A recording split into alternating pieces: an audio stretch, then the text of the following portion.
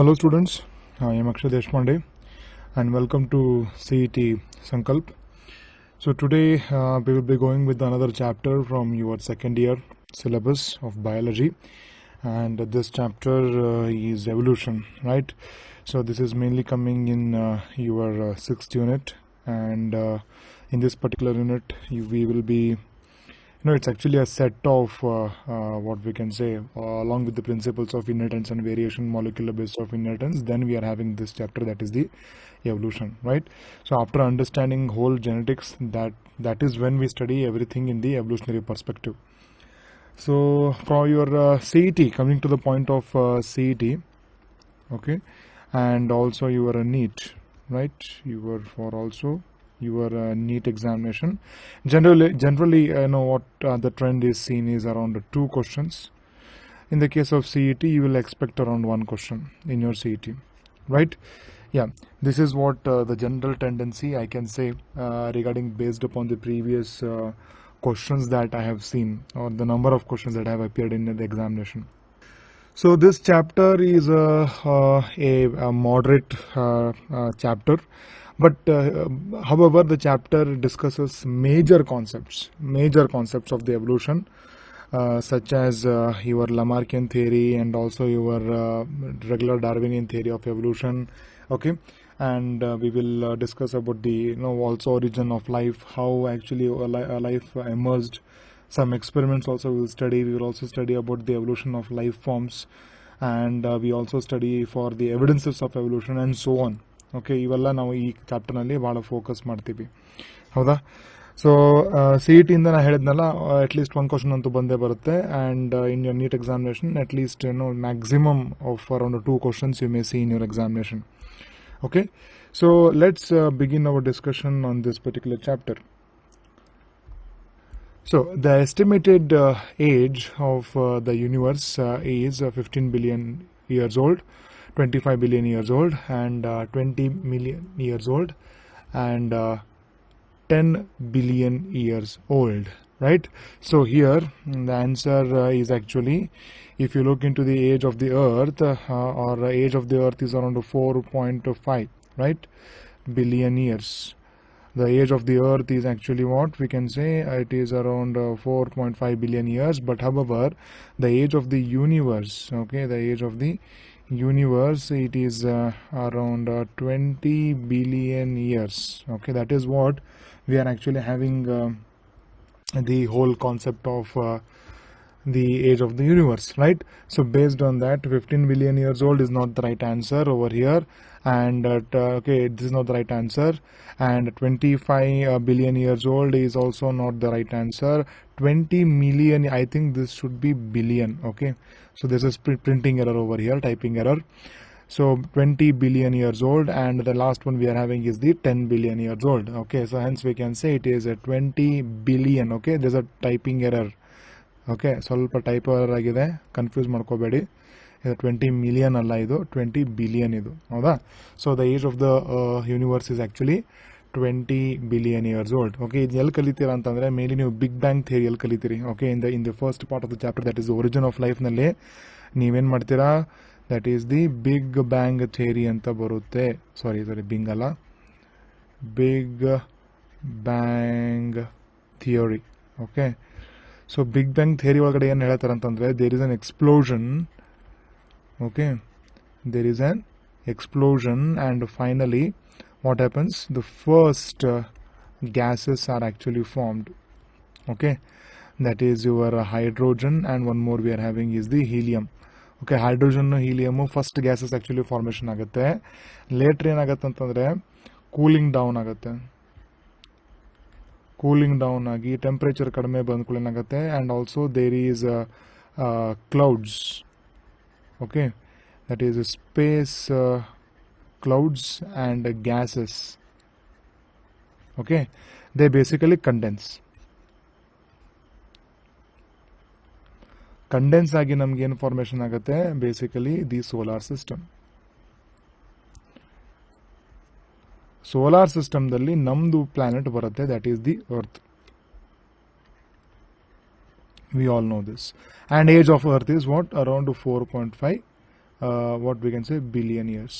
And probably earth ಒಳಗಡೆ first life appeared around 3.5 billion years ಅಂತ ಹೇಳ್ತಾರೆ. ಓಕೆ, ಅಥವಾ 4 billion years ಅಂತ ಹೇಳ್ತಾರೆ. 4 billion years. 4 billion years or 3, generally the answer is 3.5 billion years. Okay, so this is the overall part that you will study in this particular origin of life nalli kalitira. Okay, this is what the Big Bang theory tells us, right? Yes, so this is in the Big Bang theory only you will study about the age of the universe. Hence the age of the universe is actually 20 billion years old. The next one, the age of the earth is estimated to be 4.5 billion years. And one more we are having is the 4 billion years, 3 billion years, and one more we are having 2 billion years. I just mentioned over here, answer is 4.5 billion years. Nama earth na age estidappa namage, it is mainly the 4.5 billion years. Next question, with the expansion of universe and temperature coming down, the first elements that were formed were, okay, first elements ಯಾವುದು formation ಆಯಿತು big bang theory ಆದ್ಮೇಲೆ ನಾವು ಕಲ್ತಿದ್ದೀವಲ್ವಾ, ಹೇಳಿದೀವಲ್ವಾ, big bang ಥಿಯರಿಯಲ್ಲಿ ನಮಗೆ first ಬರುತ್ತೆ elements formation ಯಾವುದು ಅಂತ. Hydrogen and helium, hydrogen and argon, hydrogen and xenon, xenon and argon. Okay, so answer is hydrogen and your helium. These were the first elements that were actually formed. Okay, yes. The next one, the ancient Earth's atmosphere was mainly made up of water vapor, methane, carbon dioxide, and hydrogen. Okay. The next one we are having is water vapor, methane, carbon dioxide, and nitrogen. Water vapor, methane, carbon dioxide, and ammonia. Water vapor, ethane, carbon dioxide, and ammonia. So we know ancient Earth ಒಳಗಡೆ oxygen ಇದ್ದಿದ್ದಿಲ್ಲ, ಹೌದಾ? It was mainly made up of water vapor, and we were also having methane, and apart from methane, ammonia ಇತ್ತು ಅಂತ ಹೇಳ್ತಾರೆ atmosphere ದಲ್ಲಿ, and also carbon dioxide ಇತ್ತು ಅಂತ ಹೇಳ್ತಾರೆ, ಹೌದಾ? ಸೊ ಹಾಗಾಗಿ ಏನ್ಷಿಯಂಟ್ ಅರ್ತ್ ಒಳಗಡೆ ಆಕ್ಸಿಜನ್ ಇದ್ದಿದ್ದಿಲ್ಲ. Right? Remember this important point. So the atmospheric composition of the earth was mainly made up of water vapor, methane, carbon dioxide, and also the ammonia. These mainly made up the atmospheric composition of the ancient earth ಅಂತ ಹೇಳ್ತಾರೆ. Okay, so ancient earth ಒಳಗಡೆ oxygen ಇರ್ತಿತ್ತು. ಹೇಗೆ ಇರ್ತಿತ್ತು ಅಂತಂದ್ರೆ water vapour ಏನಿರ್ತಿತ್ತಲ್ಲ, water vapour actually H2O. Okay, so ancient ಅರ್ತ್ಗೆ ozone layer ಕೂಡ ಇದ್ದಿದ್ದಿಲ್ಲ. ಹಾಗಾಗಿ ಯು ವಿ ರೇಡಿಯೇಷನ್ಸ್ ಡೈರೆಕ್ಟ್ಲಿ ಬಂದು ಏನಾಗ್ತಾ ಇತ್ತು, ವಾಟರ್ ವೇಪರ್ನ ಸ್ಪ್ಲಿಟ್ ಮಾಡ್ತಾ ಇತ್ತು, ಹೈಡ್ರೋಜನ್ ಅಂಡ್ ಆಕ್ಸಿಜನ್ ಅಂತ. ಓಕೆ, ಸೊ ಹಾಗಾಗಿ ಆಕ್ಸಿಜನ್ ಇದ್ರೂ ಕೂಡ ಬಹಳ ಕಡಿಮೆ ಪ್ರಮಾಣದಲ್ಲಿ ಇರ್ತಾ ಇತ್ತು. Okay, so oxygen concentration earth environment ನಲ್ಲಿ ಹೇಗೆ ಇನ್ಕ್ರೀಸ್ ಆಗ್ಲಿಕ್ಕೆ ಕಾರಣ ಆಯ್ತು ಅಂತಂದ್ರೆ it was mainly through the aerobic respiration. Okay, and also the photosynthesis. Through the photosynthesis only major changes actually occurred on the earth environment, earth's atmosphere. Okay, ಯಾಕಂದ್ರೆ photosynthesis ನಲ್ಲಿ ಒಂದು product ಏನು ಬರುತ್ತೆ, ನಮಗೆ ಆಕ್ಸಿಜನ್ ಬರುತ್ತೆ. That is how the concentration of oxygen slightly started to increase in the earth's environment, and using this oxygen, what we can say, aerobic metabolism actually evolved on the planet. Okay, this is the brief overview what we are having. The next one, which of the following statement is true? Life was brought to Earth from different planet. Okay, life arose from pre-existing life. Pasteur disapproved the spontaneous generation theory. All of the above, right? So ನಮಗೆ ಬರ್ತದಲ್ವಾ, ನಮಗೆ ಇದ್ರಲ್ಲಿ ಕೊಟ್ಟಿದ್ದಾರೆ, ಇದೇ ನಮ್ಮ text book ನಲ್ಲಿ ಕೊಟ್ಟಿದ್ದಾರೆ. ಏನು, the first one we are having is life actually came from a different planet of the Earth. This is a belief. Okay, this is actually what belief, ಒಂದು ನಂಬಿಕೆ. Okay, ನಿಜ ಅಲ್ಲ ಅದು, but actually it is a belief what we are having, right? And also life arose from the pre-existing life. That is actually true. That is actually true. Swan neck experiment ಮಾಡ್ತಾರೆ Pasteur ಅವರು, Louis Pasteur. Okay, Louis Pasteur ಮೊದಲು ಏನಾಗುತ್ತೆ, spontaneous generation theory ಅಂತ ಬರ್ತದೆ. ಅಂದ್ರೆ non living things ಇಂದ life ತಂತಾನಾಗಿ ಹುಟ್ಕೊಂಡ್ಬಿಡುತ್ತೆ ಅಂತ ಹೇಳ್ತಾರೆ. This is called as the spontaneous generation theory ಅಂತ ಹೇಳ್ತಾರೆ, right? But however life actually came from pre-existing life anta ಹೇಳ್ತಾರೆ. Okay, that was actually proved by Louis Pasteur, which is a famous experiment called as the Swan neck experiment anta ಬರ್ತದೆ, Swan neck flask experiment anta ಬರ್ತದೆ. Okay, so next the third option is Pasteur disproved the spontaneous generation theory. Yes, with the Swan neck flask experiment he disproved it. Okay, so ಹಾಗಾಗಿ ಇಲ್ಲಿ ಕೊಟ್ಟಿರೋ ಪ್ರಕಾರ all the three statements are actually true. Hence we can say D option is true. All of the given above statements are actually true. Right. So ನಮ್ಗೆ ಇಲ್ಲಿ ಇನ್ನೊಂದು hypothesis ಬರ್ತದೆ, ಪ್ಯಾನ್ಸ್ಪರ್ಮಿಯಾ ಅಂತ ಬರ್ತದೆ. ಓಕೆ, ಪ್ಯಾನ್ಸ್ಪರ್ಮಿಯಾ ಹೈಪೋಥೆಸಿಸ್ ಏನು ಹೇಳುತ್ತೆ ಅಂತಂದ್ರೆ ಲೈಫ್ ನಮ್ಮ ಭೂಮಿ ಮೇಲೆ ಬೇರೆ ಕಡೆಯಿಂದ ಬಂದಿದೆ ಅಂತ ಹೇಳ್ತಾರೆ. And these life like things are called as spores ಅಂತ ಹೇಳ್ತೀವಿ ನಾವು. Okay, they are called as what? Spores. These spores are generally called as the units of life ಅಂತ ಹೇಳ್ತಾರೆ. ಓಕೆ, ಸೊ ಈ ಯೂನಿಟ್ಸ್ ಆಫ್ ಲೈಫು ಬೇರೆ ಸ್ಪೇಸಿಂದ ಎಲ್ಲ ಕಡೆಯಿಂದ ನಮಗೆ ನಮ್ಮ ಭೂಮಿಯಲ್ಲಿ ಬಂದು ಇಂಪ್ಲಾಂಟ್ ಆಗಿದೆ. ಹಾಗಾಗಿ we can say that the life actually has arose from has come from the different planet ಅಂತ ಹೇಳ್ತಾರೆ. Again this is just a belief. We cannot completely say that it is true. It is just a belief. Okay, it's a popular belief. ಇನ್ನೂ ತನಕ ಕೆಲವರು ನಂಬ್ತಾರೆ ಅದನ್ನು. Okay, the next question. Life could have come from the pre-existing non-living organic molecules is called as, okay, so here we are having different theories. Okay, and ಯಾವ theory ಇದೆ ನಮಗೆ? Organic evolution ಅಂತ ಬರುತ್ತೆ, ಕೆಮಿಕಲ್ ಎವಲ್ಯೂಷನ್ ಅಂತ ಬರುತ್ತೆ, biological evolution ಅಂತ ಬರುತ್ತೆ, physical evolution ಅಂತ ಬರುತ್ತೆ. ಹೌದಾ? ಆರ್ಗ್ಯಾನಿಕ್ ಎವಲ್ಯೂಷನ್ ಅಂತಂದ್ರೆ ಏನು? Organic evolution is basically the Darwinian theory. Okay, neo Darwinism ಅಂತ ಏನು ಹೇಳ್ತೀವಲ್ಲ, that is the concept what we call as the organic evolution ಅಂತ ಅಂತೀವಿ. ಅಂದ್ರೆ ಆರ್ಗ್ಯಾನಿಸಮ್ಸು ತಮ್ಮ ಎನ್ವೈರನ್ಮೆಂಟ್ನಲ್ಲಿ ಎವಾಲ್ವ್ ಆಗಿ ನಮ್ಗೆ ಏನಾಗಿದೆ, ಹೊಸ ಆರ್ಗ್ಯಾನಿಸಮ್ಸ್ ಫಾರ್ಮೇಷನ್ ಆಗಿದೆ. That is called as the organic evolution ಅಂತ ಅಂತೀವಿ. It is also called as a neo Darwinism ಅಂತ ಹೇಳ್ತೀವಿ. Neo Darwinism. Okay, which basically explains the Darwinian concepts from the genetical perspective. That is called as neo-Darwinism ಅಂತ ಬರ್ತದೆ. So ನಿಯೋ-ಡಾರ್ವಿನಿಸಮ್ ಒಳಗಡೆ organic evolution ಅಂತೂ ನಾವು consider ಮಾಡ್ತೀವಿ. ನೆಕ್ಸ್ಟ್ ಈಸ್ ಕೆಮಿಕಲ್ ಎವಲ್ಯೂಷನ್ ಅಂತ ಬರ್ತದೆ. So chemical evolution is actually that the living beings came from organic molecules.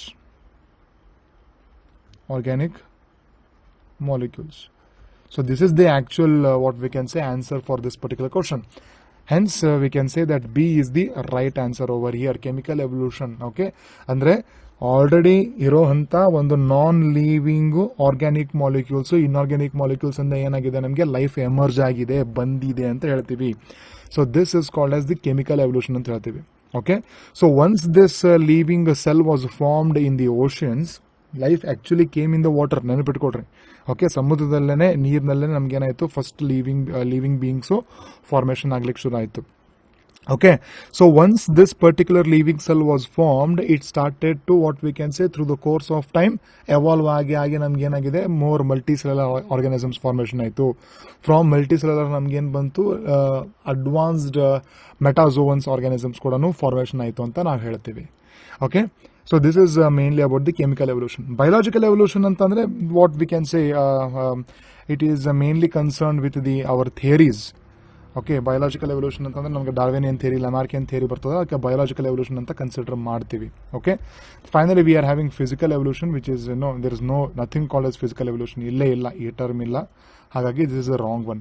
Okay, the answer over here for this question is the chemical evolution.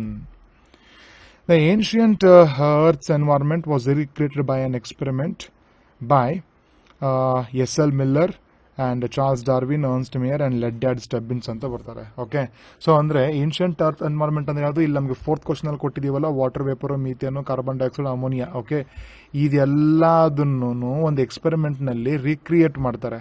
Okay, recreate ಮಾಡಿದವ್ರು ಯಾರು ಅಂತ ಕೇಳಿದ್ದಾರೆ. It is actually Stanley Miller. S.L. Miller is mainly the name called as the Stanley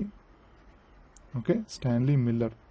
He was the person who actually recreated the whole environment. Okay, called as the Stanley Miller experiment ಅಂತ ಬರ್ತದೆ. Okay, ನೀವು ಅಕಸ್ಮಾತ್ Stanley Miller experiment ನೋಡಿದ್ರೆ ಏನಾಗುತ್ತೆ, ಒಂದು glass spark chamber ಇರ್ತದೆ and ಇನ್ನೊಂದು small chamber ಇರ್ತದೆ. Okay, in that flask what he does, he actually adds the water. Okay, and he passes 3 important gases. Okay, that is the methane, carbon dioxide and one more it is hydrogen ಕೂಡ ಹಾಕ್ತಾರೆ ಅವರು. along with the ammonia, methane, hydrogen ಕೂಡ add ಮಾಡ್ತಾರೆ. Okay, so ವಾಟರ್ನ ಯಾವಾಗ boil ಮಾಡ್ತೀವಿ experimental ಸೆಟಪ್ನಲ್ಲಿ, okay, ಆ water vapour ಈ 3 ಗ್ಯಾಸಸ್ನ ತೊಗೊಂಡು ಹೋಗಿ ಎಲ್ಲಿ ತೊಗೊಂಡು ಹೋಗುತ್ತೆ ನಮಗೆ, ಅದು it takes into the spark chamber ಅಂತ ಕರಿತೀವಿ, ಅಥವಾ ಸ್ಪಾರ್ಕ್ ಡಿಸ್ಚಾರ್ಜ್ ಅಂತ ಕರಿತೀವಿ. ಓಕೆ, ಸೊ ಎಲೆಕ್ಟ್ರಿಕ್ ಚೇಂಬರ್ನಲ್ಲಿ ಅಥವಾ ಸ್ಪಾರ್ಕ್ ಚೇಂಬರ್ನಲ್ಲಿ ಏನಾಗುತ್ತೆ, ನಮಗೆ ಎಲೆಕ್ಟ್ರೋಡ್ಸ್ ಇರ್ತದೆ. ಅಲ್ಲಿ ಏನಾಗುತ್ತೆ, electrodes will when they are connected to the electricity, they actually create spark, and the creating of a spark is similar to that of lightning ಅಂತ ಹೇಳ್ತಾರೆ. Okay, so lightning in the ancient earth was actually giving the energy for these reactions. Okay, hydrogen ಆಗಿರ್ಬೋದು, methane ಆಗಿರ್ಬೋದು, ammonia ಆಗಿರ್ಬೋದು. Okay, so ಈ ಮೂರು molecules ಒಂದಕ್ಕೊಂದು ಜೊತೆಗೆ react ಆಗಿ ಒಂದು ಆರ್ಗ್ಯಾನಿಕ್ ಕಂಪೌಂಡ್ ಫಾರ್ಮೇಶನ್ ಆಗಲಿಕ್ಕೆ ಎನರ್ಜಿ ಬೇಕಾಗುತ್ತೆ. And this energy was mainly coming from the lightning ಅಂತ ಹೇಳ್ತಾರೆ. ಹೌದಾ? ಸೊ ನೆಕ್ಸ್ಟ್ ಏನಾಗುತ್ತೆ, ಅದೇ ವಾಟರ್ ವೇಪರ್ನ ಕೂಲ್ ಮಾಡಿ ಮತ್ತೊಂದು ಟ್ರ್ಯಾಪ್ ನಲ್ಲಿ ಕಲೆಕ್ಟ್ ಮಾಡಿದಾಗ ಅದರದ್ದು ಕಂಟೆಂಟ್ಸ್ ನ ಯಾವಾಗ ಸ್ಟ್ಯಾನ್ಲಿ ಮಿಲ್ಲರ್ ಅವರು ಅನಲೈಸ್ ಮಾಡಿ ನೋಡ್ತಾರಲ್ಲ, what he observed was the trap water mainly contained the amino acids. Okay, it mainly contained the amino acids. So amino acids were mainly formed. Amino acid is an organic molecule. Okay, so this particular organic molecule was mainly formed from completely non-living other molecules. Okay, inorganic molecules in the create ಮಾಡ್ತಾರೆ ಅವರು. Right, so this is mainly about the Stanley Miller's experiment. Remember about the experiment, ಭಾಳ ಸಲ ಕೇಳಿದ್ದಾರೆ. Okay, so the next question, the compounds that were mainly observed in the Miller's experiment were amino acids, carbohydrates, fats and proteins. As I mentioned, the compound that was actually formed in the Miller's experiment was mainly the amino acid. ಅವರು ಮಾಡಿರುವಂಥ experiment ನಲ್ಲಿ ಬರೋಂಥ molecule ಯಾವ್ದಿರುತ್ತೆ, ನಮಗೆ amino acid ಇರುತ್ತೆ. ಹೌದಾ? So carbohydrate, fat ಮತ್ತು proteins ಕೂಡ formation ಆಗುತ್ತೆ ಯಾವಾಗ similar experiments were conducted. Similar experiments. Okay, ಇದೇ ಥರ ಎಕ್ಸ್ಪೆರಿಮೆಂಟ್ಸು ಬೇರೆಯವ್ರು ಕೂಡ ಮಾಡ್ತಾರೆ. ಸೊ ಅವ್ರ ಎಕ್ಸ್ಪೆರಿಮೆಂಟ್ಸ್ನಲ್ಲಿ ಏನು ಫಾರ್ಮೇಷನ್ ಆಗುತ್ತೆ, ಕಾರ್ಬೋಹೈಡ್ರೇಟ್ಸು, ಫ್ಯಾಟ್ಸು ಮತ್ತು ಇನ್ನೊಂದು ಪ್ರೋಟೀನ್ ಫಾರ್ಮೇಷನ್ ಆಗಿರುತ್ತೆ. Okay, but not in Miller's experiment. Okay, so remember about this particular concept over here. Now, the next question is, which of the following statements about the Miller experiment is not true? Miller experiment ಸಂಬಂಧಪಟ್ಟಿರುವಂಥ ಕೊಟ್ಟಿರುವಂಥ 4 option statement ನಲ್ಲಿ ಯಾವುದು ಅಲ್ಲ, correct ಅಲ್ಲ, true ಅಲ್ಲ ಅಂತ ಹೇಳ್ತಾರೆ. Methane, ammonia, hydrogen and water vapor were used. Okay, temperature was maintained at 800 degrees Celsius. Amino acids were formed in the experiment. Sugar, pigments and fats were also found. Okay, so the last option, that is your sugars, pigments, fats were also found ಅಂತ ಹೇಳಿದೀವಲ್ಲ, this is not true. ಯಾಕಂತಂದ್ರೆ this was mainly formed in other experiments. Okay, this was not done by any other else. Okay, ಬೇರೆಯವರು ಇನ್ similar other experiments ಬೇರೆಯವರು ಮಾಡ್ತಾರಲ್ಲ, ಅವ್ರು ತಮ್ಮ experiment ನಲ್ಲಿ ಈ ತರದ್ದು ಕೆಮಿಕಲ್ಸ್ ಫಾರ್ಮೇಶನ್ ಆಗುತ್ತೆ. ಬಟ್ ಮಿಲ್ಲರ್ ಎಕ್ಸ್ಪೆರಿಮೆಂಟ್ಸ್ ನಲ್ಲಿ, ಮಿಲ್ಲರ್ ಮಾಡಿರುವಂತ ಎಕ್ಸ್ಪೆರಿಮೆಂಟ್ ನಲ್ಲಿ ಫಾರ್ಮೇಶನ್ ಆಗಿರೋದಿಲ್ಲ. ಓಕೆ, ಬರೀ ಅಮೈನೋ ಆಸಿಡ್ಸ್ ಮಾತ್ರ ಫಾರ್ಮೇಶನ್ ಆಗಿರುತ್ತೆ. Okay, remember this. Now, which of the following statements are true? So, the first statement over here is, the first cellular forms appeared 2000 million years ago. The first life forms were formed in the water. The third statement is, these first life forms evolved into complex biodiversity of today's. All life forms have arisen from living molecules through evolutionary force. Okay, see, they say that first option ಏನು ಹೇಳುತ್ತೆ, first cellular ಜೀವಕೋಶಗಳ ತರ cellular forms ಯಾವಾಗ appear ಆಯಿತು, 2000 million years ಅಂತ ಹೇಳ್ತಾರೆ. Correct ಇದೆ statement. Okay, so the first living cell what we assume is around 2000 million years ago ಅಂತ ಹೇಳ್ತೀವಿ. Okay, next, living forms were actually formed in the water. ಹೌದು, the second statement is also true. ಯಾಕೆ ಅಂತಂದ್ರೆ ancient earth ನಲ್ಲಿ ಏನಾಗ್ತಾ ಇತ್ತು ಅಂತಂದ್ರೆ, atmosphere ನಲ್ಲಿ ಏನೇನು ರಿಯಾಕ್ಷನ್ಸ್ ಆಗ್ತಿತ್ತಲ್ವಾ, ಓಕೆ, ಅಥವಾ ಕಂಪೌಂಡ್ ಇರ್ತಿದ್ವಲ್ಲ, ಅಲ್ಟಿಮೇಟ್ಲಿ ಏನಾಗ್ತಾ ಇತ್ತು, ಮಳೆ ಜೊತೆಗೆ ಸಮುದ್ರದಲ್ಲೇ ಬೀಳ್ತಾ ಇತ್ತು ಅದು. Okay, it would come back in the form of rain and join to the oceans. So ocean ಅಲ್ಲಿ ಹೋದಾಗ ಲೈಟ್ನಿಂಗು ಅದು ಇದು ಬೇರೆ ಫೋರ್ಸಸ್ ಇದ್ದಾಗ, ಬೇರೆ ಎನರ್ಜಿ ಪ್ರೊವೈಡ್ ಮಾಡುವಂತ ಫೋರ್ಸಸ್ ಇದ್ದಾಗ ಏನಾಗ್ತಾ ಇತ್ತು, these molecules would react with each other and this is how probably the first living molecule or first living cell might have appeared ಅಂತ ಒಂದು ಹೈಪೋಥೆಸಿಸ್ ಇದೆ. Okay, and this hypothesis was actually put forth by a scientist called as the Haldane, and one more scientist is called as the Oparin. Okay, ಇದನ್ನ Alexander ಓಪಾರಿನ್ ಮತ್ತು ಹಲ್ಡಾನೆ ಅವರು ಇದನ್ನ prediction ಮಾಡ್ತಾರೆ. Okay, this is called as the prebiotic soup hypothesis, ಅಥವಾ ಇನ್ನೊಂದು term ಬರುತ್ತೆ ಅದಕ್ಕೆ. Okay, I am not remembering this, but it is called as the prebiotic soup theory ಅಂತ ಹೇಳ್ತಾರೆ ಇದಕ್ಕೆ. Now, third statement is, the first life forms evolved into complex biodiversity of today's. ಹೌದು, this is also a true statement. Okay, but the last statement is, Which of the following forms have arisen from the leaving molecules through the evolutionary force? The last statement is actually not true. Okay, yes. So the life forms have arisen from the non-leaving molecules. The answer should have been non-leaving. ಆವಾಗ ಏನಾಗುತ್ತೆ, correct ಆಗುತ್ತೆ, ಹೌದಾ? So here the question should be true ಅನ್ನೋಕ್ಕಿಂತ ಹೆಚ್ಚಿಗೆ not true ಅಂತ ಅನ್ಬೇಕು. This would be more appropriate for the question, right? So I think there's again a typo error over here. So the first statement is true, second statement is true, third statement is true, but the last statement is actually wrong. Hence the right answer for here is what? D. All life forms have arisen from leaving molecules ಅಂತಂತಾರೆ. ಯಾವ molecule living ಇರೋದಿಲ್ಲ, ಎಲ್ಲ molecules non living ಇರುತ್ತೆ. Okay, so ಈ molecules ಏನು ಒಂದಕ್ಕೊಂದು ಜೊತೆಗೆ interact ಆಗುತ್ತಲ್ಲ, that is why we are actually living ಅಂತ ಹೇಳ್ತೀವಿ. Okay, remember this point. Now, the next question. A population is in Hardy-Weinberg equilibrium for a gene with only 2 alleles. If the gene frequency of an allele is of allele A is 0.7, then the genotype frequency of A and small a is. So this is what we can say the theory called as the Hardy-Weinberg equilibrium anta barutte. Okay, so Hardy-Weinberg equilibrium ge ಒಂದು equation ಬರುತ್ತೆ. We all know P plus Q is equal to 1 ಅಂತ ಹೇಳ್ತೀವಿ.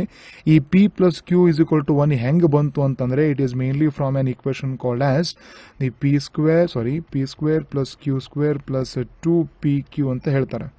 Okay, ಇದ್ರದ್ದು simplified version ನಮ್ಗೆ ಬರೋದು ಯಾವುದು? P plus Q is equal to 1 ಅಂತ ಹೇಳ್ತೀವಿ. ಓಕೆ, ಸೊ ಇದು ಕೂಡ 1 ಅಂತ ಹೇಳ್ತೀವಿ. ಸೊ ಈಗ ಏನು ಮಾಡಿದಾರೆ ಅಂತಂದ್ರೆ, ವಿ ನೋ ಪಿ ವ್ಯಾಲ್ಯೂ ಕೊಟ್ಟಿದ್ದಾರೆ ನಮಗೆ. ಏನಂತ ಕೊಟ್ಟಿದ್ದಾರೆ? 0.7 ಅಂತ ಕೊಟ್ಟಿದ್ದಾರೆ. ಸೊ 0.7 ಪ್ಲಸ್ ಕ್ಯೂ ನಮ್ಗೆ ಗೊತ್ತಿಲ್ಲ, ಈಸ್ ಈಕ್ವಲ್ ಟು 1 ಅಂತ ಕೊಟ್ಟಿದ್ದಾರೆ, right? So Q is equal to 1 minus 0.7 is equal to ನಮ್ಗೆ ಎಷ್ಟು ಬಂತ ಆನ್ಸರು? 0.3 ಬಂತು, ರೈಟ್? ಸೊ ನಾವು they have asked the genotypic frequency of this capital A and small A ಕೇಳಿದ್ದಾರೆ. So we have to multiply this, ಹೌದಲ್ವಾ? 2PQ ಅಂತ ಕೇಳಿದ್ದಾರೆ. From the equation they have asked this, right? So you have to multiply this 2 into 0.7 into 0.3, right? If you multiply this, this is what we can say PQ ಅಂದಂಗೆ ಅರ್ಥ ಇದು. Okay, so you can see that 21 into 2, yeah, 42 ಬರ್ತದೆ. So answer is 0.42, right? 0.42. So ಕೊಟ್ಟಿದ್ದಾರೆ option, yes, B they have mentioned, right? So you can see that the A option is 0.21, B is 0.42, C is 0.36, the D is 0.7 ಅಂತ ಹೇಳಿದ್ದಾರೆ. It is clearly indicative that the answer is 0.42. Yeah, so we will erase this. The next question. The Darwin's finches are a good example of a convergent evolution, industrial mechanism, connecting link and adaptive radiation. So it is actually an example for adaptive radiation ಅಂತ ಹೇಳ್ತಾರೆ. Okay, adaptive radiation ಅಂತಂದ್ರೆ rapid diversification of species is called as adaptive radiation. ಅಂದ್ರೆ ಒಂದು ಯಾವುದೋ geographical locality ಅಥವಾ ಒಂದು ಏರಿಯಾದಲ್ಲಿ ಏನಾಗುತ್ತೆ ಅಂದ್ರೆ, ಎ ಅನ್ನೋ ಸ್ಪೀಶೀಸ್ ಇಂದ ಏನಾಗುತ್ತೆ ನಮಗೆ ಬಿ ಬರುತ್ತೆ, ಎ ಇಂದ ಇನ್ನೊಂದು ಸ್ಪೀಶೀಸು ಸಿ ಬರುತ್ತೆ, ಎ ಇಂದ ಇನ್ನೊಂದು ಸ್ಪೀಶೀಸು ಡಿ ಬರುತ್ತೆ, ಎ ಇಂದ ಇನ್ನೊಂದು ಸ್ಪೀಶೀಸು ಇ ಬರುತ್ತೆ. ಓಕೆ, ಸೊ ಒಂದೇ ಆನ್ಸೆಸ್ಟರ್ ಇಂದ ಮಲ್ಟಿಪಲ್ ಬೇರೆ ಬೇರೆ ಸ್ಪೀಶೀಸ್ ಏನು ಬರುತ್ತಲ್ವಾ, ನಾವು ಇದಕ್ಕೆ ಏನಂತ ಕರಿತೀವಿ? It is called as adaptive radiation ಅಂತ ಹೇಳ್ತೀವಿ. Okay, so this is called as rapid diversification of species is called as the adaptive radiation. Okay, ಮಾರ್ಸುಪಿಯಲ್ಸ್ ಇನ್ನೊಂದು ಎಕ್ಸಾಂಪಲ್ ಯಾವುದು? ಅಪಾರ್ಟ್ ಫ್ರಮ್ ಡಾರ್ವಿನ್ಸ್ ಫಿಂಚಸ್, ಆಸ್ಟ್ರೇಲಿಯಾದಲ್ಲಿ ಮಾರ್ಸುಪಿಯಲ್ಸ್ ಅಂತ ಬರ್ತವೆ. They are basically mammals. Okay, so ಮಾರ್ಸುಪಿಯಲ್ಸ್ also exhibit similar kind of adaptive radiation in Australia. Okay, so this is another case of adaptive radiation. So according to the question, Darwin's finches are a good example for adaptive radiation.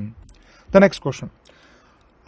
According to Darwin, fitness is physiological fitness, reproductive fitness, metabolic fitness, none of the above. So ಏನಾಗುತ್ತೆ ಅಂತಂದ್ರೆ, according to what we can say, Darwin, Darwin ಪ್ರಕಾರ Darwin says that the fittest animals will survive ಅಂತ ಹೇಳ್ತಾರೆ. Okay, Darwin ಏನ್ ಮಾಡ್ತಾರೆ ಅಂದ್ರೆ ತಮ್ಮ natural selection ಥಿಯರಿಯಲ್ಲಿ 2 ಪಾಸ್ಟುಲೇಟ್ ಹೇಳ್ತಾರೆ. ಅಫ್ಕೋರ್ಸ್ ಬಹಳಷ್ಟು ಪಾಸ್ಟುಲೇಟ್ ಇದೆ, but one of the there are 2 important postulates, that is a struggle for existence ಅಂತ ಹೇಳ್ತಾರೆ. ಇನ್ನೊಂದು ಪಾಸ್ಟುಲೇಟ್ ಏನ್ ಬರ್ತದೆ, ಈ says that survival of the fittest ಅಂತ ಹೇಳ್ತಾರೆ ಅವರು. Okay, so these are the 2 important postulates take aways from the Darwin's theory of evolution. Okay, that is a natural selection theory ಅಂತ ಬರ್ತದೆ, ಹೌದಾ. ಸೊ ಅಲ್ಲಿ ಸರ್ವೈವಲ್ ಆಫ್ ದ ಫಿಟ್ಟೆಸ್ಟ್ ಅಂತಂದ್ರೆ ಯಾವ animal ತನ್ನ ಎನ್ವೈರನ್ಮೆಂಟ್ ನಲ್ಲಿ ಅಡ್ಜಸ್ಟ್ ಆಗಿ ಅಡ್ಯಾಪ್ಟ್ ಆಗಿ ಆ ಎನ್ವೈರನ್ಮೆಂಟ್ ನಲ್ಲಿ ರಿಪ್ರೊಡ್ಯೂಸ್ ಮಾಡಿ ಆಫ್ ಸ್ಪ್ರಿಂಗ್ಸ್ ನ ಬಿಟ್ಟು ಹೋಗುತ್ತಲ್ವಾ, according to this concept only ಡಾರ್ವಿನ್ಗೆ ಫಿಟ್ಟೆಸ್ಟ್ ಅಂತ ಹೇಳ್ತಾರೆ. Okay, so the animal which can adapt and which can survive in any type of its environment and also reproduce and leave more number of offsprings. Okay, this is called as fitness anta heltare. Okay, so this is what Darwinian fitness means. Okay, or also called as fitness anta heltare. So here, according to the question, according to Darwin, fitness is physiological fitness, reproductive fitness, metabolic fitness, none of the above. The answer is reproductive fitness anta ಹೇಳಬಹುದು. Okay, so ಯಾವ animal ತಮ್ಮ environment ನಲ್ಲಿ okay reproduce ಮಾಡಿ more number of organisms ನ ಬಿಟ್ಟು ಹೋಗ್ತಾವಲ್ಲ, they are the fittest organisms ಅಂತ Darwin ಹೇಳ್ತಾರೆ. ಓಕೆ, ಸೊ ಹಾಗಾಗಿ according to Charles Darwin, fitness is mainly the reproductive fitness. Okay, remember this particular point. Now, any organisms that can adopt to natural conditions of environment will breed less, breed same as other less adapted, outbreed than less adapted, breed more initially and later will breed as same as less adapted. Okay, so ಇಲ್ಲೇನಾಗತ್ತೆ ಅಂತಂದ್ರೆ ಅವ್ರೇನು ಹೇಳಿದ್ದಾರೆ, ಯಾವ the animal which has adapted well to the natural conditions of environment. Okay, ಒಂದು environment ಕಂಡೀಷನ್ಸ್ಗೆ ಯಾವ್ದು animal adapt ಆಗಿರ್ತದಲ್ಲ, ಆ animal ಹೆಚ್ಚಿಗೆ ಬ್ರೀಡ್ ಮಾಡುತ್ತಾ, ಕಡಿಮೆ ಬ್ರೀಡ್ ಮಾಡುತ್ತಾ, ಅಥವಾ ಈಕ್ವಲ್ ಆಗಿ ಬ್ರೀಡ್ ಮಾಡುತ್ತಾ ಅಂತ ಕೇಳಿದ್ದಾರೆ. Okay, the answer is outbreed than the less adapted. ಯಾಕೆ ಹೇಳಿ, ಯಾಕೆ ಅಂತಂದ್ರೆ they are better adapted. Okay, these organisms are better adapted than the animals which have failed to adapt. Okay, so what about those animals which have failed to adapt? ಯಾವ animals adapt ಆಗ್ಲಿಕ್ಕೆ ಆಗಿರೋದಿಲ್ವೋ, those animals will ultimately die. Okay, they will perish. This is the what we can say gist of another point of the natural selection theory. Okay, yes. The next, Darwin claimed that similarities among organisms that existed in past, but those don't exist today because they are. Okay, the question is, Darwin ಏನ್ ಹೇಳ್ತಾರಂತಂದ್ರೆ, organisms past ನಲ್ಲಿ ಏನಿದ್ವಲ್ಲ, they have similarities ಅಂತ ಹೇಳ್ತಾರೆ. But those past organisms don't exist today because they are extinct, not identified, not classified ಅಂತ ಹೇಳ್ತಾರೆ. ಅಂದ್ರೆ ಯಾವ animals ಮೊದಲು past ನಲ್ಲಿ ಇದ್ದು ಅವು ಈಗಿಲ್ಲ ಅಂತ ಹೇಳ್ತಾರೆ. ಯಾಕಿಲ್ಲ? Because they are extinct. The answer is very simple over here. They are extinct ಅಂತ ಹೇಳ್ತೀವಿ. ಎಕ್ಸ್ಟಿಂಕ್ಟ್ ಅಂತಂದ್ರೆ ನಶಿಸಿ ಹೋಗಿದಾವೆ. They are not found now. Okay, they are completely non existent ಅಂತಂಗ ಅರ್ಥ. ಎಕ್ಸ್ಟ್ಯಾಂಟ್ ಅಂತಂದ್ರೆ ಈಗ ಕರೆಂಟ್ಲಿ ಇರ್ತಾ ಇರೋಂತ ಅನಿಮಲ್ಸ್ಗೆ ನಾವೇನಂತ ಹೇಳ್ತೀವಿ? ಎಕ್ಸ್ಟ್ಯಾಂಟ್ ಅಂತ ಕರಿತೀವಿ. Not identified and not classified, they are not completely concern to the question. Hence the answer is only A, extinct. ನಶಿಸಿ ಹೋಗಿರುವಂತ ಪ್ರಾಣಿಗಳು. ಯಾಕಂದ್ರೆ ಪಾಸ್ಟ್ ನಾಗಷ್ಟೇ ಇದು, ಈಗ ಇಲ್ಲವು. ಯಾಕಿಲ್ಲ ಅಂತಂದ್ರೆ they have undergone extinction. The next question, the scientist who worked in Malay archipelago also came to the same conclusion as a Darwin ಅಂತ ಹೇಳ್ತೀವಿ. Okay, so who was that person? Ernst Mayr, Bates, Punnett, Alfred Wallace. The answer is Alfred Wallace. He was the person who actually came up with the same conclusion as that of the Darwin. Darwin ಏನು ತಮ್ಮ theory ಹೇಳ್ತಾರಲ್ಲ, ಅದೇ theory ತರನೇ ಅದೇ ತರ conclusion Malayan ಆರ್ಕಿಪಿಲಾಗೋ. Malayan ಆರ್ಕಿಪಿಲಾಗೋ ಅಂತಂದ್ರೆ ನಿಮ್ಗೆ new ಗ್ವಿನಿಯಾ, new ಪಾಪುವಾ ಅಂತ ಬರ್ತದೆ. Okay, these two states called as the New Guinea and New Papua are lying above the Australia. ನೀವು ಅಕಸ್ಮಾತ್ ನೀವು ಗ್ಲೋಬಲ್ ಮ್ಯಾಪ್ ತೆಗೆದು ನೋಡಿದ್ರೆ, ಅಟ್ಲಸ್ ತೆಗೆದು ನೋಡಿದ್ರೆ ಆಸ್ಟ್ರೇಲಿಯಾ ಎಲ್ಲಿ ಬರುತ್ತಲ್ವಾ, ಆಸ್ಟ್ರೇಲಿಯಾದಿಂದ ಸ್ವಲ್ಪ ಮೇಲ್ಗಡೆ ಬರುತ್ತೆ ಅದು. ಓಕೆ, ಅಥವಾ ನೀವು ಹಿಂಗೆ ಅನ್ಕೊಳ್ಳಿ, ಇಂಡೋನೇಷಿಯಾ ಮಲೇಷಿಯಾ ಬರುತ್ತಲ್ವಾ, Philippines Indonesia Malaysia, adjacent to your Malaysia Indonesia and below your Philippines ಅಲ್ಲಿ ಬರೋ ಅಂತ ಇದು ಒಂದು ಪಾರ್ಟ್, ಯಾವುದು ಮಲಯನ್ ಆರ್ಕಿಪಿಲಾಗೋ ಅಂತ ಬರ್ತದೆ. Right? So Alfred Wallace was the person who actually what we can say came to same conclusion as that of Darwin. But Darwin ಜೊತೆ work ಮಾಡಿಲ್ಲ ಅವರು, ನೆನಪಿಟ್ಕೊಳ್ಳಿ. Okay? Yes. The next question. Which of the following statement is not true? All organisms share similarities to their ancestors. These ancestors were present during different periods of geological time. Geological history does not correlate with the biological history of Earth. A common conclusion is that Earth is a billion years old. Okay, so ಅವ್ರು ಏನ್ ಹೇಳ್ತಾರೆ ಅಂತಂದ್ರೆ, ಯಾವ್ದು statement true ಅಲ್ಲ ಅಂತ ಕೇಳ್ತಾರೆ, ಹೌದಾ? So organisms share similarities to their ancestors, it is a true statement, ಹೌದಾ? ಎಲ್ಲಾ ಈಗಿರುವಂತ ಅನಿಮಲ್ಸ್ ತಮ್ಮ ಆನ್ಸಿಸ್ಟರ್ಸ್ ಗೆ ಸ್ವಲ್ಪ ಹೋಲಿಕೆ ತೋರಿಸುತ್ತೆ. Okay, so it's a true statement.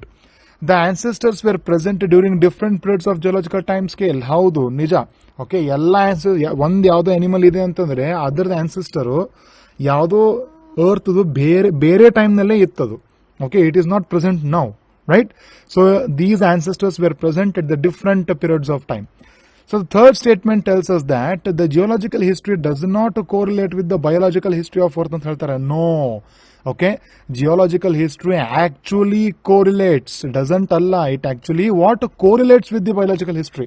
Okay, geological history ಅಂತಂದ್ರೆ ಅರ್ತ್ ಏಜ್ ತಕ್ಕಂಗೆನೆ ಆಯಾ ಏಜ್ ಅಂದ್ರೇನು ಆಯಾ ಟೈಮ್ ಅಂದಂಗೆ ಅರ್ಥ ಅದು.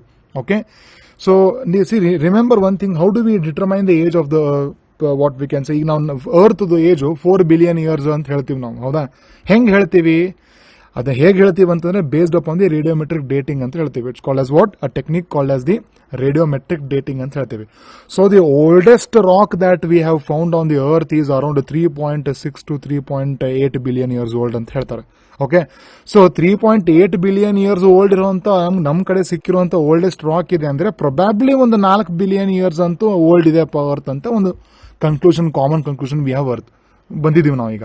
ಓಕೆ, ಸೊ ಹಾಗಾಗಿ ಜಿಯೋಲಾಜಿಕಲ್ ಹಿಸ್ಟ್ರಿಗೂ ಮತ್ತೆ ಬಯೋಲಾಜಿಕಲ್ ಹಿಸ್ಟ್ರಿ ಅಂತಂದ್ರೆ ಯಾವ ಟೈಮ್ ನಲ್ಲಿ ಯಾವ ಅನಿಮಲ್ಸ್ ಇದ್ವು, ದಟ್ ಈಸ್ ಆರ್ ಆರ್ಗಾನಿಸಮ್ಸ್ ಇದ್ವು, that is called as biological history ಅಂತ ಹೇಳ್ತೀವಿ. Okay, so there is some correlation, okay, between the geological history and the biological history of Earth.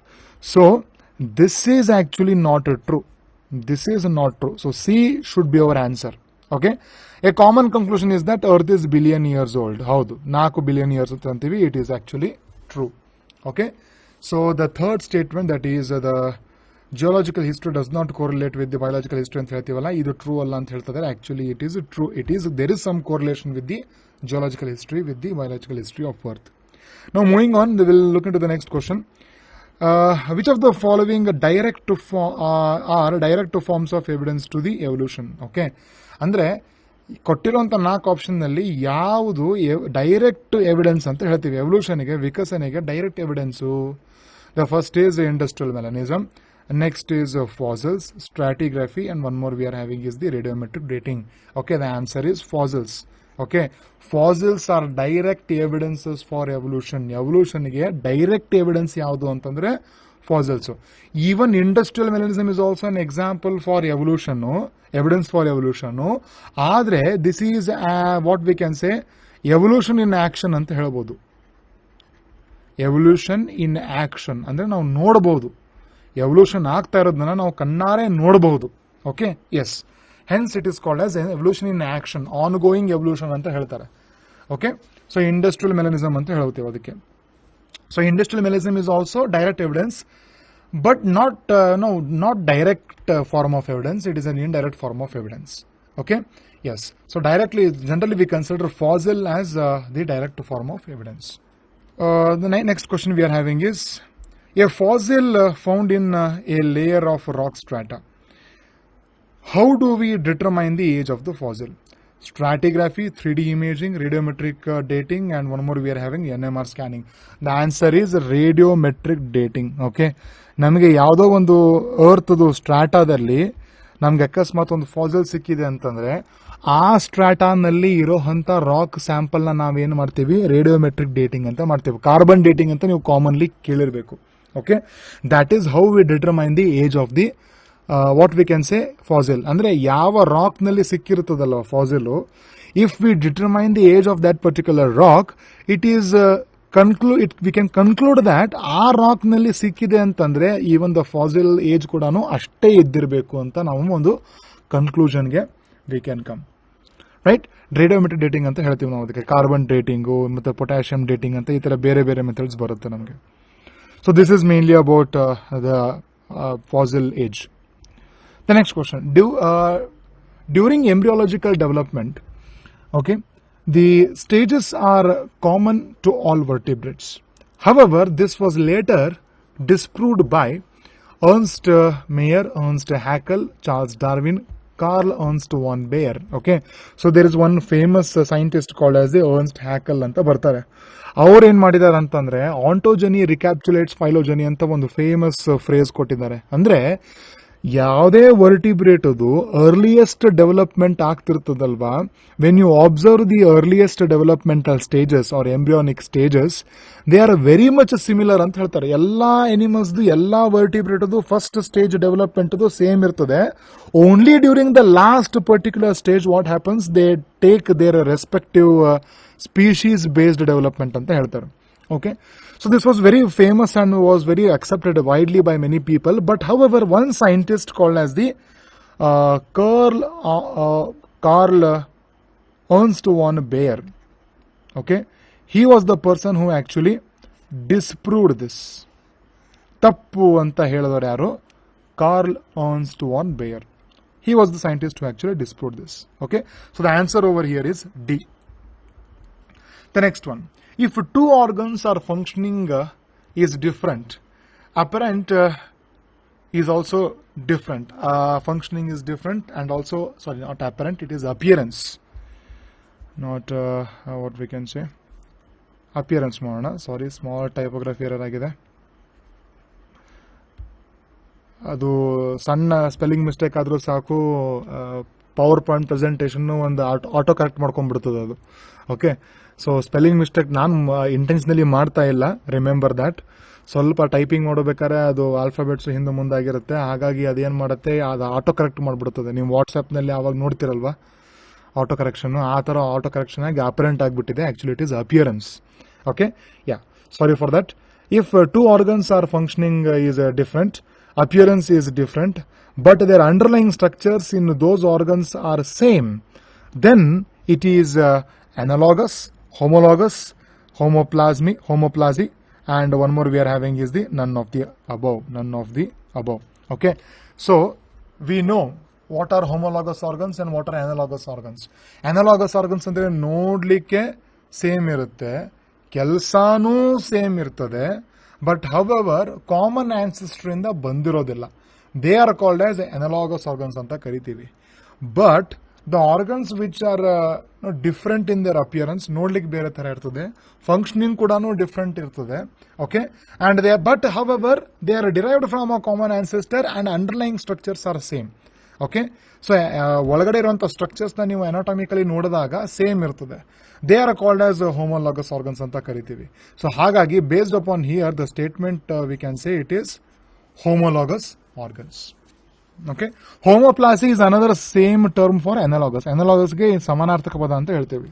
The next one, the wing of an insect and wing of a bat is an example for convergent evolution, divergent evolution, homologous organs, all of the above. You know it, the answer is very simple. It is actually convergent evolution anta ಕರಿತೀವಿ. Convergent evolution ಅಂತಂದ್ರೆ mainly analogous organs ಇಂದ ಬರುವಂತ evolution ಗೆ ನಾವೇನಂತ ಕರಿತೀವಿ, convergent evolution ಅಂತ ಅಂತೀವಿ. But where as homologous organs ಇಂದ ಆಗುವಂತ ಎವಲ್ಯೂಷನ್ ನಾವೇನಂತ ಕರಿತೀವಿ, ಡೈವರ್ಜೆಂಟ್ ಎವಲ್ಯೂಷನ್ ಅಂತ ಕರಿತೀವಿ. Okay, yes. ಸೊ ಇಲ್ಲಿ ವಿಂಗ್ದು, ಬ್ಯಾಟ್ ವಿಂಗು ಮತ್ತು ಆಮೇಲೆ ಬರ್ಡ್ ವಿಂಗು ಮತ್ತು ಇನ್ಸೆಕ್ಟ್ ವಿಂಗ್ ಅನ್ನ ನೋಡಿದಾಗ ನಮಗೆ ಏನಾಗುತ್ತೆ, ಫಂಕ್ಷನ್ ಸೇಮ್ ಇದೆ, ನೋಡ್ಲಿಕ್ಕೆ ಸೇಮ್ ಇದೆ. ಓಕೆ, ಹಾಗಾಗಿ ನಾವು ಅದೇನಂತ ಕರಿತೀವಿ, ಕನ್ವರ್ಜೆಂಟ್ ಅಂತ ಕರಿತೀವಿ. ಆದ್ರೆ ಆನ್ಸೆಸ್ಟರ್, ಇನ್ಸೆಕ್ಟ್ ಆನ್ಸೆಸ್ಟರ್ ಬೇರೆನೇ ಇದೆ, ಓಕೆ, ಬ್ಯಾಟ್ದ ಆನ್ಸೆಸ್ಟರ್ ಬೇರೆನೇ ಇದೆ, ಬರ್ಡ್ ಆನ್ಸೆಸ್ಟರ್ ಕೂಡ ಬೇರೆನೇ ಇದೆ. Okay, yes. ಸೊ ಹಾಗಾಗಿ ನಾವೇನಂತ ಕರಿತೀವಿ, it can be called as an example for what we can say analogous organ, and this type of evolution is called as the convergent evolution anta kariತೀವಿ. Okay, but however remember one important point. If I say forelimb of a bat, forelimb of a bat anta ಅನ್ಕೊಳ್ಳಿ. Okay, similarly forelimb of a bird anta ಅನ್ಕೊಳ್ಳಿ. What will be an example for this? ಇದು ಯಾವುದಕ್ಕೆ ಉದಾಹರಣೆ ಆಗುತ್ತೆ? Homologous analogous? ನಾವು wing of a bat, wing of a bird ಅಂತಂದಾಗ it is an example for the analogous. ಆದರೆ forelimb of a bat, forelimb of a bird ಅಂತ ಹೇಳಿದಾಗ it is example for what? Homologous. Remember, confusion ಮಾಡಲಿಕ್ಕೆ ಕೇಳ್ತಾರೆ ಎಕ್ಸಾಮ್ದಲ್ಲಿ. Okay, forelimb ಅಂತ word ಬಂತಂತಂದ್ರೆ it is an example for what? The homologous. Remember this. Now let us move on to the next question. Which of the following is an example for artificial selection? Artificial selection ಅಂತಂದ್ರೆ ನಾವೇ ಬೇಕಾಗಿರುವಂಥ plants ಅನ್ನ, animals ನ ತಗೊಂಡು selectively cross ಮಾಡ್ತೀವಲ್ಲ, it is called as an artificial selection. Different dog breeds, Bougainvillea thorns and tendrils of cucumber, bat and insect wing, potato stem and root ಅಂತ ಹೇಳ್ತಾರೆ, ಹೌದಾ? So you can see that it is actually different dog breeds, different plant varieties, different dog breeds. These are all examples for what? Artificial selection ಅಂತ ಹೇಳ್ತೀವಿ. So bougainvillea thorns ಮತ್ತೆ tendrils of cucumber are exactly example for your divergent evolution, are also called as the homologous organs ಅಂತ ಕರಿತೀವಿ. Bat wing, insect wing just ನೋಡಿದ್ವಿ, it is an example for analogous organs ಅಂತ ಹೇಳ್ತೀವಿ. But however potato stem and root is an example for analogous organs. Right, plant ನಲ್ಲಿ analogous organs ಗೆ ಇದೊಂದು ಉದಾಹರಣೆ ಬರುತ್ತೆ. ಪ್ಲಾಂಟ್ ಸ್ಟೆಮ್, ಪೊಟ್ಯಾಟೋ ಸ್ಟೆಮ್ ಮತ್ತೆ ಇನ್ನೊಂದು ರೂಟ್. ನಾವು moving on. The increase in the numbers of dark-winged moths after industrial revolution is, they could adapt well, their wing color matched to their background, their wings didn't match to their background, none of the above. Okay, so this is actually an example for, ನಾವೇನು discuss ಮಾಡ್ತಾ ಇದೀವಲ್ಲ, ನಾವು ಇದಕ್ಕೆ ಏನಂತ ಕರಿತೀವಿ? ಇದಕ್ಕೆ industrial melanism ಅಂತ ಕರಿತೀವಿ. Industrial, okay, ಮೆಲನಿಸಮ್.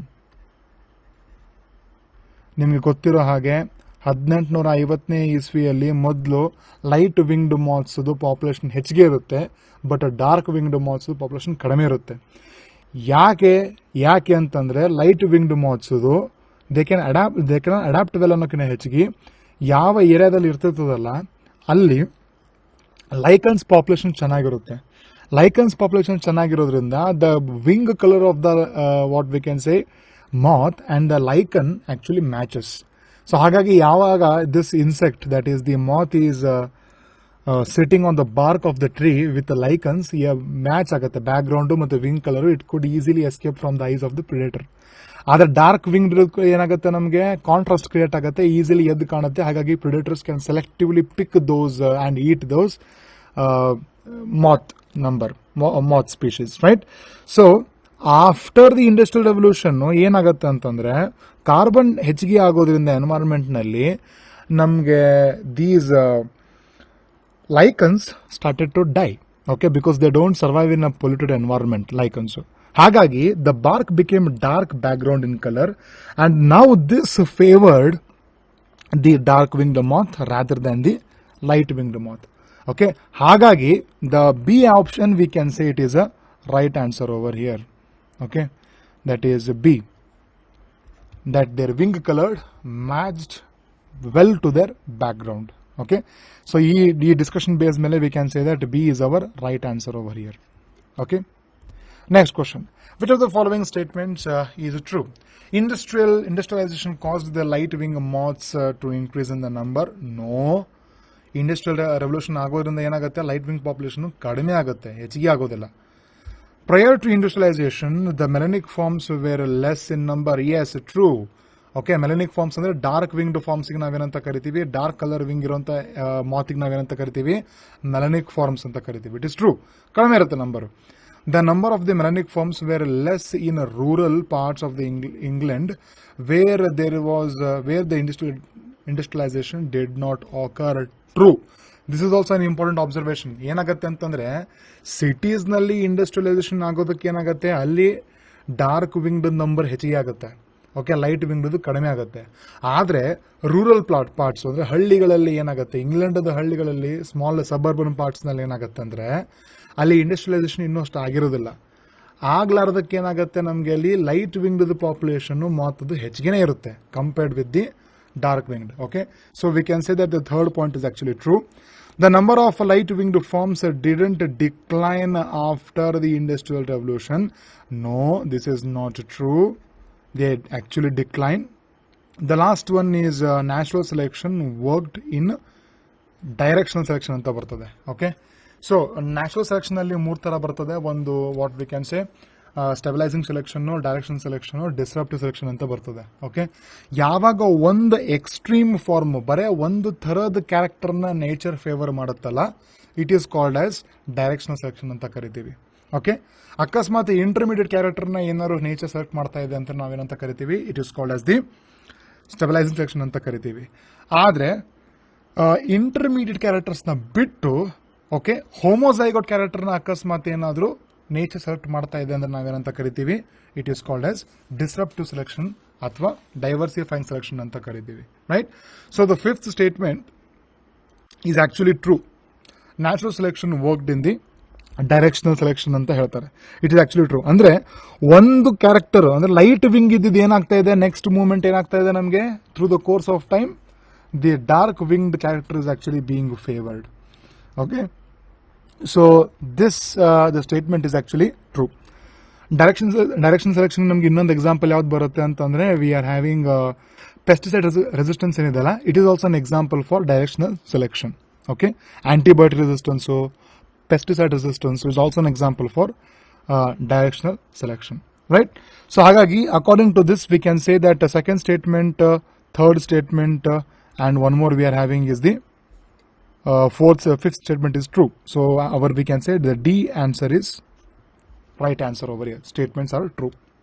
So the next one we are having is usage of pesticides, herbicides, antibiotics on microbes that is resulting in resistance is due to natural selection, stabilizing selection, anthropogenic action, none of the above. Okay, so ಯಾವ ಕಾರಣಕ್ಕೆ resistance ಬರ್ತಾ ಇದೆ microbes ನಲ್ಲಿ ಅಂತ ಕೇಳಿದ್ದಾರೆ. Okay, ಯಾಕೆ ಅಂತಂದ್ರೆ ನಾವು ಬೇಕಾಬಿಟ್ಟಿ ಪೆಸ್ಟಿಸೈಡ್ಸ್ ಅಪ್ಲೈ ಮಾಡ್ತಾ ಇದೀವಿ, ಬೇಕಾಬಿಟ್ಟಿ ಆಂಟಿಬಯೋಟಿಕ್ಸ್ ನ ನಾವು ವಿನಾಕಾರಣನೂ ಯೂಸ್ ಮಾಡ್ತಾ ಇದೀವಿ. ಇದರಿಂದ ಏನಾಗ್ತಾ ಇದೆ, microbes are becoming resistant to those chemicals. Okay, so ನಾವು ಈ ತರ ಕ್ರಿಯೇಟ್ ಮಾಡ್ತಾ ಇದೀವಿ, ಹೌದಾ?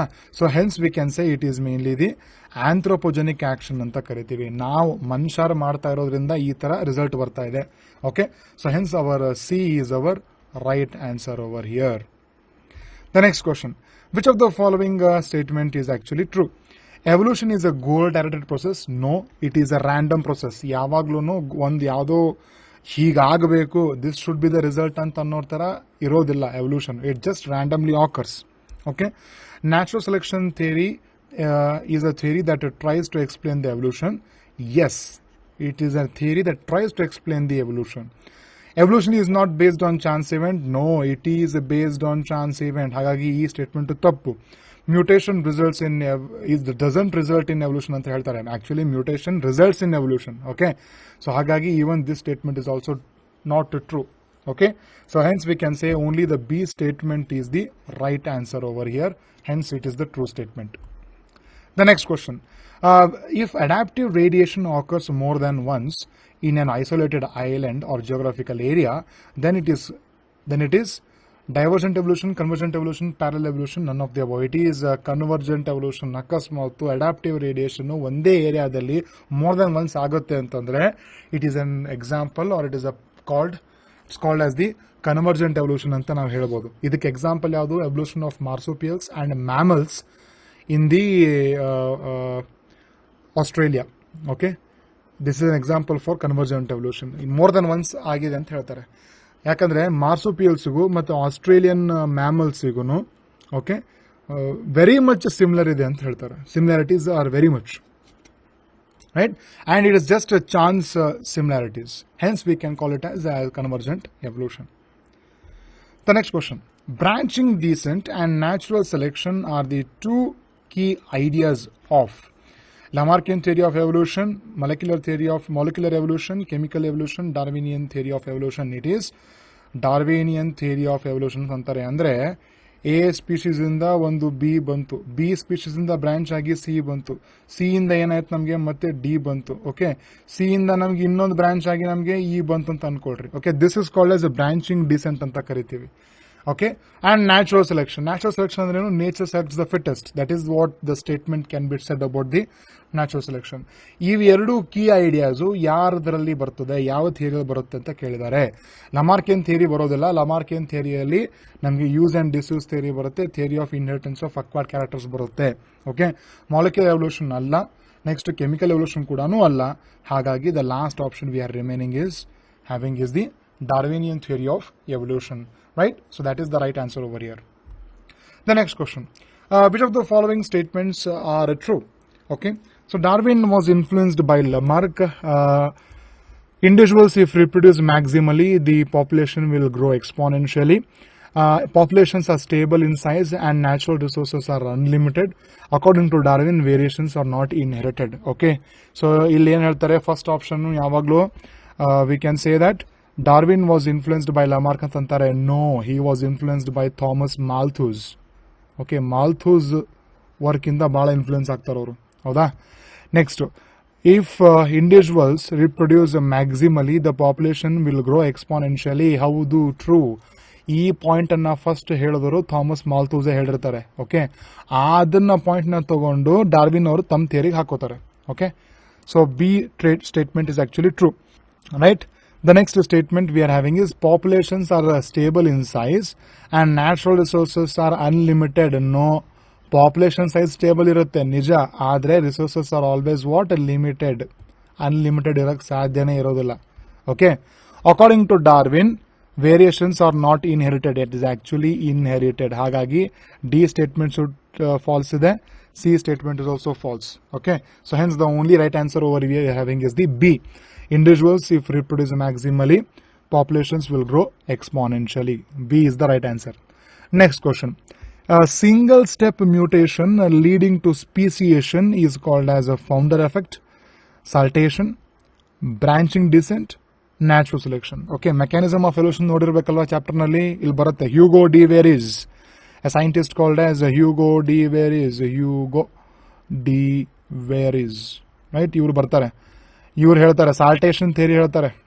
ಓಕೆ, ಸಾಲ್ಟೇಷನ್ ಅಂತಂದ್ರೆ leap. Saltation mainly means what? Leap. Okay, evening primrose ನಲ್ಲಿ ವರ್ಕ್ ಮಾಡಬೇಕಾದ್ರೆ ಅವ್ರಿಗೆ ಗೊತ್ತಾಗುತ್ತೆ, ಇದನ್ನ ಐಡೆಂಟಿಫೈ ಮಾಡ್ತಾರೆ.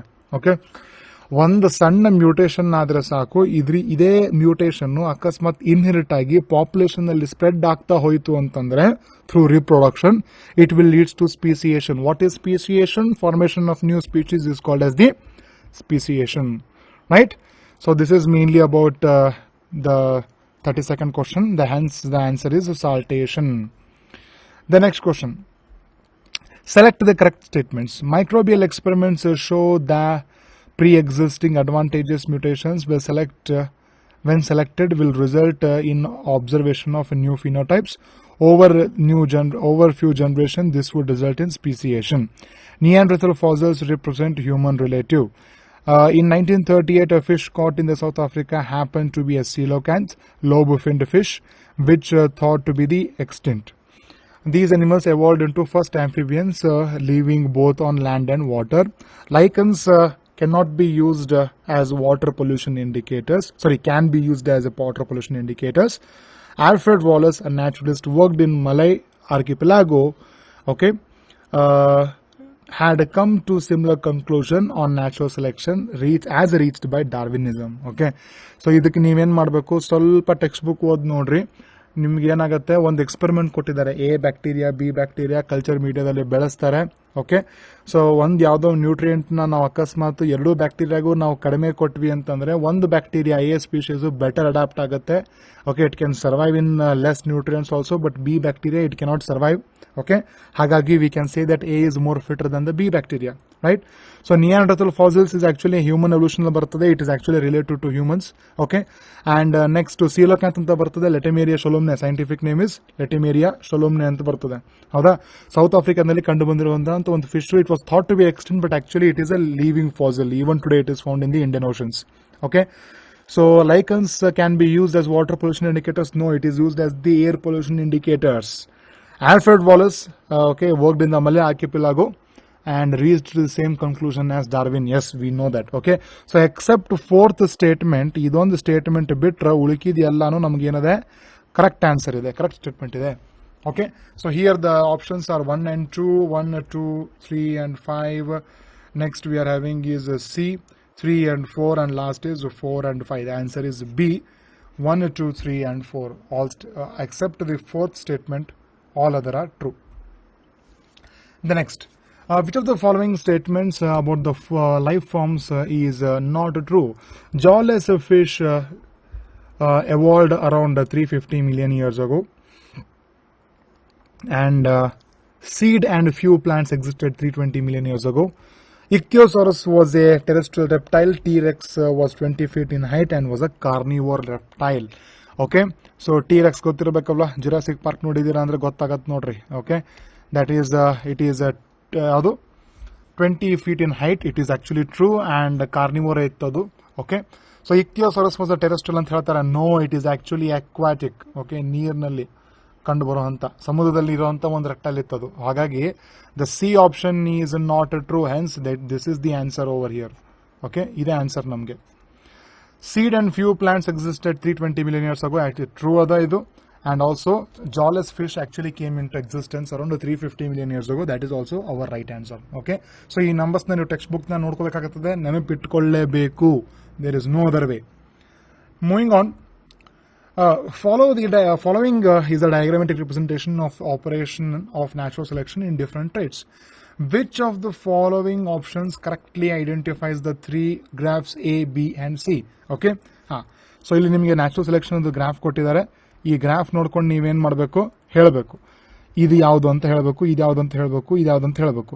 ಸೊ ಏನಂತ ಹೇಳ್ತಾರೆ ಇಲ್ಲಿ, peak goes higher and narrower ಅಂತ ಹೇಳ್ತಾರೆ. Peak shift towards the one direction.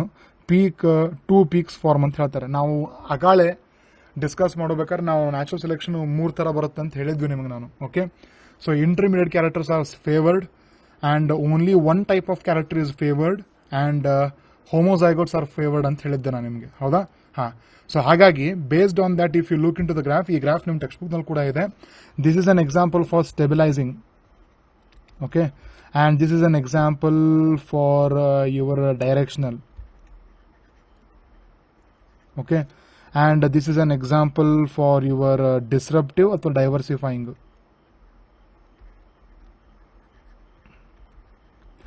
Okay, this is the answer we are having. So ಇಲ್ಲಿ ನೋಡ್ಕೊಳ್ಳಿ ಯಾವ್ದು ಆಪ್ಷನ್ ಇದೆ ಅಂತ. Probably B we are having. Yes, B. A is stabilizing, B is directional, and C is disruptive. B is the right answer over here. Okay, so we have discussed this already previous question alli ondu helidde nanu ond kade. The next one, in India prehistoric cave painting can be found at Bhimbetka, Jantia, Aravalli, all of the above. It is Bhimbetka. Okay, the answer is A. Okay, alli barutte prehistoric cave paintings anta India dalli ide. Now next question is, which of the following modern human ancestors ate meat anta ಹೇಳ್ತಾರೆ. Homo habilis, Homo sapiens, Homo erectus, and the last option we are having is the Dryopithecus ಅಂತ ಬರ್ತದೆ. ಕೊಟ್ಟಿರುವಂತ 4 option ದಲ್ಲಿ ಯಾವುದು ನಮಗೆ meet ತಿಂತಾ ಇತ್ತು ಅಂತ ಕೇಳ್ತಾ ಇದ್ದಾರೆ ಅವರು. Okay, so if you look into the human evolution, we can say that ನಮಗೆ ಏನ್ ಬರುತ್ತೆ ಹ್ಯೂಮನ್ ಎವಲ್ಯೂಷನ್ ದಲ್ಲಿ ನಮಗೆ ಆನ್ಸೆಸ್ಟರ್ಸ್ ಹೆಂಗ್ ಬರುತ್ತಪ್ಪ, ನಮಗೆ ರಾಮಾಪಿಥೆಕಸ್ ಬರುತ್ತೆ. ಓಕೆ, ಅಂಡ್ ಅದರಿಂದ ನಮ್ಗೆ ನೆಕ್ಸ್ಟ್ ಏನು ಬರುತ್ತೆ, ನಮ್ಗೆ ಇಲ್ಲಿ ಆಸ್ಟ್ರೋಲಪಿಥೆಕಸ್ ಬರುತ್ತೆ. ಆಸ್ಟ್ರೋಲಪಿಥೆಕಸ್ ಇಂದ ಹೋಮೋ ಎರೆಕ್ಟಸ್ ಬರುತ್ತೆ. ಹೋಮೋ ಎರೆಕ್ಟಸ್ ಇಂದ ಹೋಮೋ ಹ್ಯಾಬಿಲಸ್ ಬರುತ್ತೆ. ಓಕೆ, ಫ್ರಮ್ ಹೋಮೋ ಹ್ಯಾಬಿಲಸ್ ನಮಗೇನು ಬರುತ್ತೆ, ನಿಯಾಂಡ್ರತಲ್ ಮ್ಯಾನ್ ಬರ್ತಾನೆ. ಆ್ಯಂಡ್ ನಿಯಾಂಡ್ರತಲ್ ಮ್ಯಾನ್ ಇಂದ ಹೋಮೋ ಸ್ಯಾಪಿಯನ್ಸ್ ಬರ್ತಾರೆ. ಓಕೆ, ಇವೆಲ್ಲ ನಮ್ಗೆ ಇದು ಕೊಟ್ಟಿದೆ, ಇಷ್ಟೆಲ್ಲ ಫಾಸಲ್ಸ್ ನಮಗೆ ಕೊಟ್ಟಿದ್ದಾರೆ. Okay, so actually homo erectus was the person who eight the meet. Okay, so C is our right answer over here. Which of the following human fossil has 650 cc brain capacity? Okay, Homo habilis, Homo sapiens, Homo erectus, Dryopithecus. It is Homo habilis. Okay, around 650 ತನಕ ಇತ್ತು ಅಂತ ಹೇಳ್ತಾರೆ. Homo erectus ಏನಿದೆ ನಮಗೆ around V can say 900 cc. ನಮಗೆ ನಿಯಾಂಡರ್ತಲ್ ಮ್ಯಾನಿಗೆ 1000 cc ತನಕ ಬರುತ್ತೆ, 1400 cc. in the case of Neanderthal man. The next question. The human ancestor found the ancestors of human that buried the dead and lived in Central Asia around 1 lakh to 40,000 years ago were Homo habilis, Homo sapiens, Neanderthal man, Dryopithecus.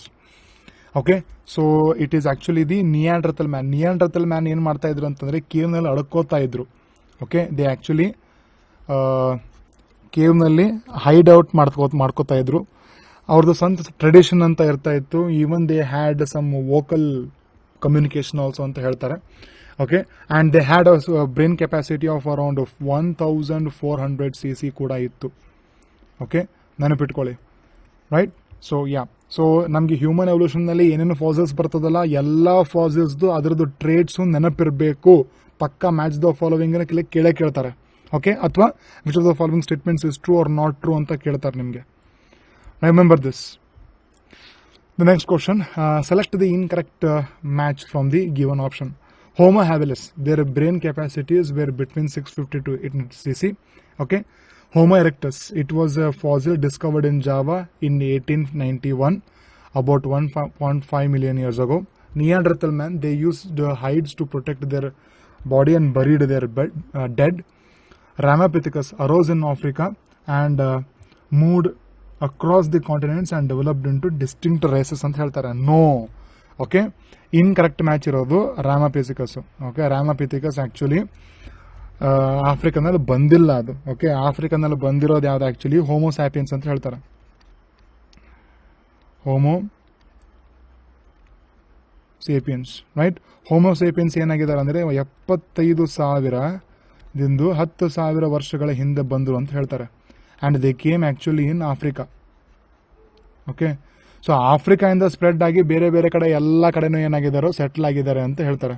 Okay, and around 18,000 years ago ನಮಗೆ ಬಂದಿರೋ ಅಂಥದ್ದು ಏನಾಗುತ್ತೆ, cave art ಬರುತ್ತೆ. Cave art. Okay, it is around 18,000 years ago ಅಂತ ಬರ್ತದೆ. Remember this, right? And agriculture came into practice around 10,000 years ago ಅಂತ ಹೇಳ್ತಾರೆ. Agriculture, right? Remember this. So these are all what we can say some important things that we have to remember. Okay, so as I said, this chapter we have looked into some important concepts, some important points of this particular chapter. Okay, so generally around 1 question ಅಂತೂ ನಿಮಗೆ CTL ಬರ್ತದೆ, around 2 questions ನಿಮಗೆ ನೀಟ್ನಲ್ಲಿ ಬರಬಹುದು ಅಂತ ಹೇಳ್ಬೋದು. But ಹೇಳಿದ್ರಲ್ಲ ನೀವು this particular part of the chapter, that is the Homo sapiens ಏನಿದಾವಲ್ಲ, ಫಾಸಿಲ್ಸ್ ಏನು ಬರ್ತದಲ್ಲ, ಹ್ಯೂಮನ್ ಎವಲ್ಯೂಷನ್, ಅದು ನೆನಪಿಟ್ಕೊಳ್ಳೇಬೇಕು. You don't have no other option. Okay, ಭಾಳ ಸಲ ಅದನ್ನೇ ಫೋಕಸ್ ಮಾಡಿ ಕೇಳಿದ್ದಾರೆ. ಇಲ್ಲ ಅಂದರೆ ಹಾರ್ಡಿವಿನ್ ಬಗ್ಗೆ ಇಕ್ವಿಲಿಬ್ರಿಯಮ್ ಕೂಡ important. Okay, that will be asked in your examination. Yes, so we have discussed, I can say that we have discussed less number of questions, but don't worry about it. We have discussed almost all part of the chapter, though the number of questions were less. Okay, so we will meet in the next video. We will discuss about the next chapter from the second year only. ಅಲ್ಲಿವರೆಗೂ ನೀವೇನು ಮಾಡಬೇಕಂದ್ರೆ try to solve more and more number of questions. That is how you can prepare for the examination, and we'll meet in the next video. Thank you.